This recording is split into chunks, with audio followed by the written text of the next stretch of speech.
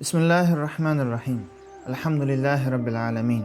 Vessalatu vesselamu ala Resulina Muhammedu ve ala alihi ve sahbihi ecma'in. Haris el-Muhasibi rahmetullahi aleyh bizə tövsiyəsində belə deyir.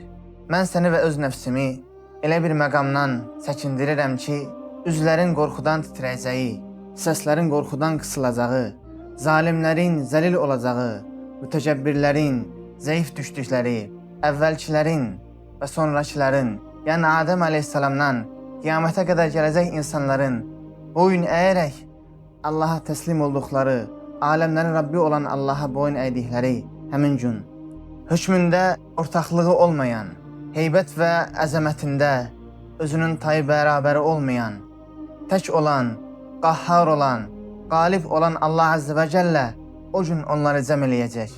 Onların sümükləri çürüdükdən sonra, uzun bir zamandan sonra haqqı batildən, adili zalimdən, mümini kafirdən, faciri mümindən ayırmaq üçün və aralarında ədalətlə hökm vermək üçün onları cəm elədi. O günkü bütün insanlıq Allaha dönəcək. Heç bir qulu buraxmayacaq ki, o qula dünyadaykən bəzi əmrlər etmişdi və bəzi şeylərdən də çəkindirmişdi. Ta ki Allah Azze və Cəllə o qulun həm aşkarda, həm gizlidə hansı əməli etdiyini ondan soruşmadıqca o qulunu buraxmayasıdır.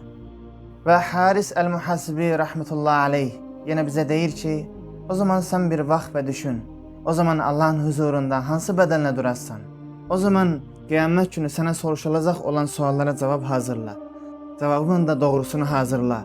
Çünki Allah Azze və Cəllə qiyamət günü ancaq doğruları, sadiqləri təsdiq edər, doğru danışanları təsdiq edər və ancaq yalancıları yalanlayar, onların yalanlarını ortaya qoyar. Velhamdülillahi Rabbil alemin.